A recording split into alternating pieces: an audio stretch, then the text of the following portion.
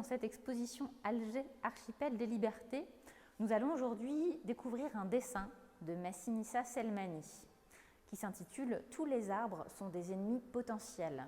C'est un titre emprunté à l'écrivain algérien Chawki Amari.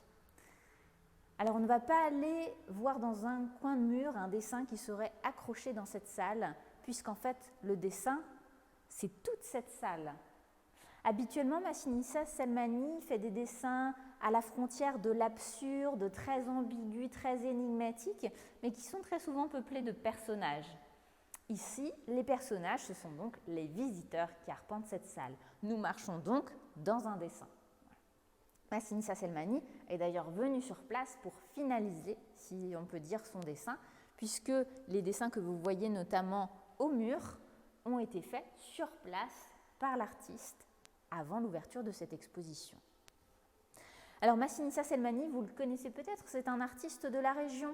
Il vit à Tours, même s'il est né à Alger en 1980, et il aime dans son travail explorer notamment l'histoire de son pays d'origine, et il le fait à sa manière, à la manière un peu d'un jeu de piste, ici dans cette exposition, à l'aide aussi de cartes, comme vous le voyez ici sur cette table.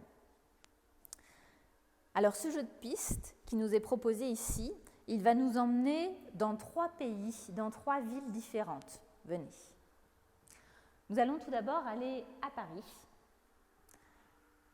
et on va remonter dans le temps puisqu'on va arriver en 1871 devant la colonne Vendôme qui est en train de tomber. C'est un épisode de la Commune de Paris, donc en mars 1871 et qui va durer 72 jours. Puis nous changeons de ville. Autre indice, une carte postale que vous voyez juste là. En se rapprochant, nous voyons qu'il s'agit de la ville d'Alger. Nous sommes donc dans les rues d'Alger. Troisième indice, une carte. Une carte de Nouméa. Nous sommes donc en Nouvelle-Calédonie. Ces 3 indices, ils sont rassemblés sur cette table qui fait le lien entre ces 3 villes, ces 3 histoires. Il y a donc une histoire commune.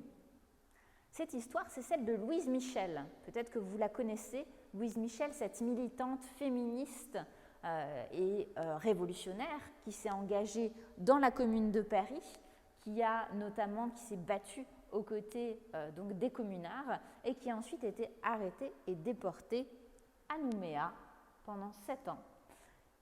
Nouméa, à l'époque, est sous colonisation française. Elle rencontre là-bas, justement, le peuple kanak, le peuple autochtone qui se bat contre les colons français afin de récupérer l'indépendance du pays.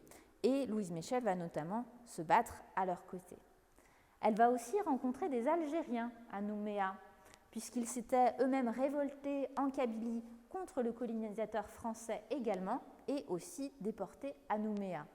Elle va nouer des liens d'amitié avec eux et leur promettre de les rejoindre une fois leur liberté retrouvée en Algérie pour donner des conférences. Et c'est ce qu'elle fera en 1904 à Alger. Et c'est cet élément-là, finalement, qui va être l'élément déclencheur de ce projet chez Massinissa Selmani, puisqu'il va découvrir cette histoire de conférences dans la presse, des conférences donc données par Louise Michel à Alger en 1904, et conférences sur lesquelles il y a extrêmement peu de données, extrêmement peu d'informations. Donc Massinissa Selmani, il va aller au bout de son jeu de piste, au bout de ses recherches, et il va effectuer un travail de recherche très approfondi avec une chercheuse qui s'appelle Clotilde Chauvin. Et ensemble, ils vont récolter 50 gigas d'archives sur ce sujet. Massinissa Selmani va notamment aussi faire un travail de terrain, puisqu'il veut vraiment arpenter ces territoires que Louise Michel a explorés.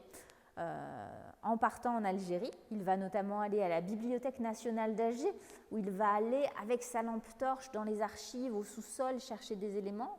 Il va aussi aller à Nouméa, là-bas il va retrouver les dessins de Louise Michel. Donc il va vraiment faire un travail très important qui dure plusieurs années. Et ce travail, finalement, vous allez me dire, où est-il ? On ne le voit pas. C'est normal, Massinissa Selmani n'est pas un historien, c'est un artiste. Et il nous montre par le dessin la complexité de cette histoire à travers ces 3 territoires en révolte. Alors, quand vous viendrez visiter cette salle, visiter cette exposition, faites le tour un peu de la salle, venez. On peut voir différents éléments qui nous montrent à quel point on est entre réalité et fiction dans cette œuvre. Regardez au sol, vous avez l'ombre du poteau, et cette ombre, c'est une fausse ombre, elle est brisée. On en a plusieurs comme ça à l'intérieur de cette salle qui nous rapportent ce côté énigmatique, ce côté absurde qu'on aime tant dans les dessins de Massinissa Selmani. Alors cette histoire de Louise Michel, elle est explorée ici. Vous connaissez peut-être déjà son nom, puisqu'elle a donné le nom à énormément d'écoles ou de bibliothèques. Elle est aussi à l'honneur dans certains films. Peut-être que vous avez vu lors de notre programmation cinéma cet été Dilili à Paris de Michel Oslo qui met à l'honneur notamment ce personnage et qui travaille aussi entre réalité et fiction. Si vous ne l'avez pas vu, je vous invite à le voir. En attendant, j'aurai le plaisir de vous retrouver, j'espère, à l'intérieur de ce dessin de Massinissa Selmani pour en découvrir toutes les énigmes. Je vous souhaite une bonne soirée, à très bientôt pour un prochain live.